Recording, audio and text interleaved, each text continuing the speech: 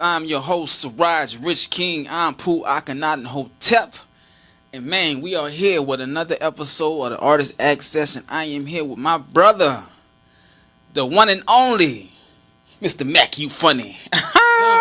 What's up, man? What's happening, brother? Your baby mama told me I was funny. Your mama called you me honey. It's your boy Macyoufunny. You know what I'm saying?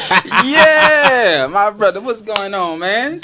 Yeah. Man, I appreciate you having me, man. They gave us wine and everything. Treat us been- real good up in here, man. Hey, I've been trying to get you over here on some real shit. You know what I'm talking about? But man, me and this brother, I had the pleasure of doing the show with this brother this past weekend. We out there in Port Arthur, and we had a fire show. And my man Mac, he lit the whole stage up. You hear me? I'm talking about. He had them folks in there. He had me in that dying laughing. You hear me? I'm talking about from beginning to end. Whole set was fire, bro. Like, bro, you doing your thing, bro. You feel me? I appreciate that, man. I feel like I did all right. You know, so he gassed it. I'm telling you some real shit. But that shit was like, I've seen the growth. Like, you was up there comfortable. Yeah. You controlled the crowd. They was feeling it. It was like you was like a professional, real live comedian up there. You feel me? Yes, sir. I Real appreciate talk, that. man. So I want you to tell me and take my people back to the beginning of your journey as being a comedian. When did this start for you? I've been a comedian now for 5 years. I hit 5 years in January. Yeah. I always been funny. I ain't never see myself being no comedian. Right. But you kind of sit back on your life and how things went. Like when I was a kid, I used to love watching stand up specials. Like I used to watch stand up. Like I used to just love watching stand up. But I never knew I would be a comedian. That would be me doing a stand up one day. So I started cutting hair when I was like 18. Mm-hmm. So back in 2019. I started cutting hair professionally in 2016. So I was in the barbershop for 3 years. Right. When I'm in the barbershop pretty much daily, somebody like, oh man, bro, you is funny, bro. Mac, you funny, bro. You should be a comedian, bro. And I wasn't really thinking too much of it. I just Is that where the name come from? People telling me it's third person because my nickname Mac. Everybody, Mac, you funny, Mac, you funny, Mac, you funny. So one day, you know what I'm saying, people were telling me almost every day at work, like, bro, you should be a comedian, bro. You was hilarious. Like, I'd be in there having the whole shop cracking up. Right. So one day I was on the phone with my mama. And we was talking about something. One of my cousins had this on my mama or something. I'm talking about bad about my cousin. My mama was down last. She couldn't even breathe. She's like, baby, you need to be go downtown and get on that stage and try to make us some money. You funny, baby. So, I don't know. When your mama tell you something, because my mama like, when they hit? Yeah, my mama's funny, but she like a real serious person. You know what I'm saying? So the fact that she told me that made me like, man. So I went and tried it, and really, I ain't looked back since. Okay. That was 5 years ago. Yeah. That's how it be happening, bro. Like when people be let you know. And you can't see it, but everybody else can see it. You know what I'm talking about? And that's what's up, bro. Are you from the H-Town? Yeah, I've been to H-Town since I was a toddler. Okay. So, yeah, pretty much. Yeah. Where y'all from before that?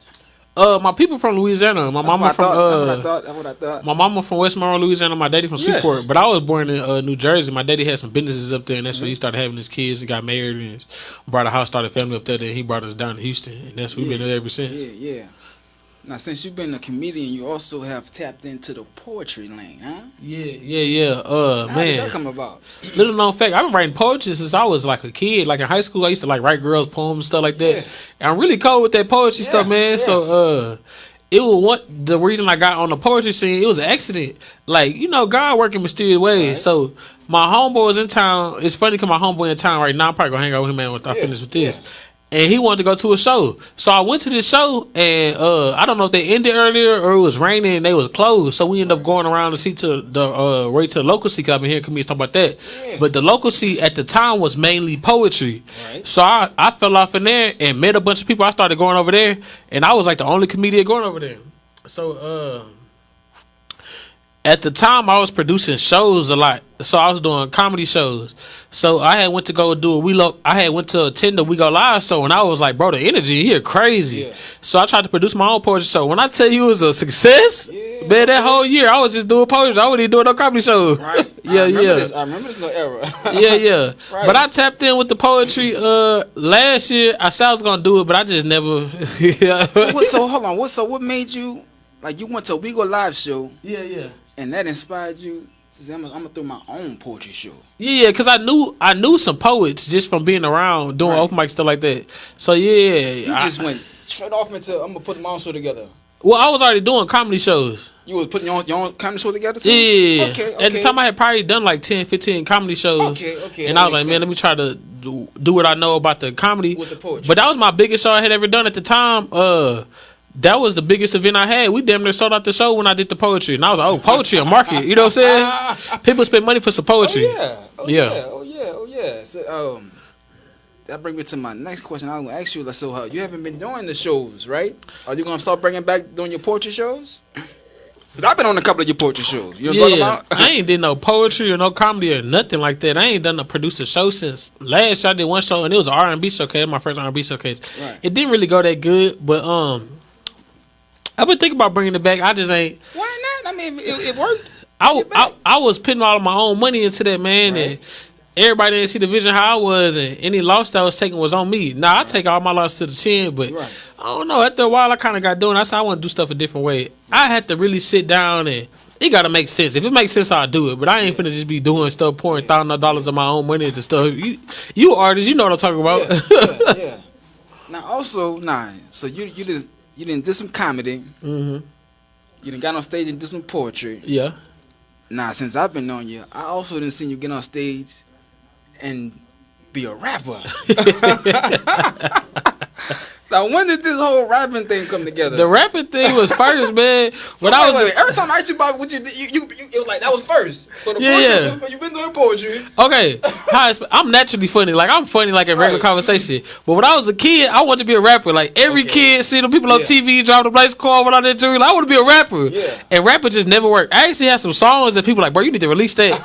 But I ain't really just released it yet. Every time I try to do rapping or something or poetry, I end up back doing comedy. Like I'm naturally good at comedy. Like poetry, I gotta sit down. I gotta get my mind right. It's hard for me to remember them poems.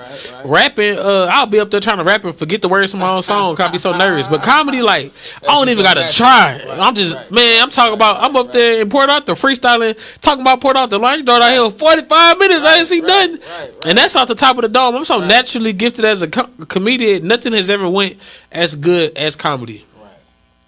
Makes sense, and you right, but like I said, man, up there in Port Arthur this weekend, you was just so comfortable in your own element, no kind of nervousness. You just was just being you, and you had me cracking up. They was cracking up. That shit was fire. You started ripping on the host of the show. That shit was crazy, man. I don't know, man. You ever thought about acting? When I first started doing comedy, everybody was saying I should be an actor. I did. I've done a few music videos, and when I first started, my first 2 weeks I was in the movie. Jeff Shelley had shot his first movie, Trouble in the Jones Family. I had a little cameo up in there. It wasn't long or nothing. Mm-hmm. I was in one of the scenes. Me and my best friend was in there. It was his birthday. I was like, man, you want to go be in the movie for your birthday? Right. He's like, what? You bullshit. I mean, like, I don't mean curse. I can't curse. You good. Okay. Yeah. So we went on a little movie set. We was on a movie set all day, shooting one scene. That was cool. My first 2 weeks doing comedy, I'm on a movie set. Right. Now, if I become an actor or whatever, if I'm in a movie, if that's what God had for me, I'm with it. But I don't really, I ain't never even see myself being a comedian. Right. I'm saying, I see that. I can see that. I can see you doing that. For real, the acting. I mean, that's what it come about. Yeah. Real talk. You should tap on. Matter of fact, I'm gonna have to put you in something since you can't see it. You do the movies. I'm tapped in with some people. You know what I'm saying? Yeah. Yeah, and it's crazy that you tapped in with people because the people I was cutting their kids hair. Okay. So they had popped up on my show. I'm thinking they see me here at the barbershop and they're like, no, we here for Siraj. I'm like, okay. Yeah, bro, you gotta do that shit, bro. Like I said, man, like we got all of these gifts in us. Yeah. And sometimes we don't know them until we just get out there. You know what I'm talking about? And so, you seem like you come so late. You know what I'm talking about? You gotta cut the camera on, put it in the middle, and then hit the camera icon behind you. Camera icon at the top, in the middle. It is an icon of a camera. Yeah, okay. Boy, he just, we hood over here. You saw how we stopped the whole interview to get this man right with the camera. We hood over here, but yeah. Nah, this ain't nice, man. They set me up real nice. They had the wine, man. They got, you can't sit out to the side. They got charcuterie board over there with cheeses and all type of the finest meats and stuff. They got grapes and strawberries. Man, they take care of us up in here for real. Yeah, man. We trying to do something over here, bro. You know what I'm talking about, bro?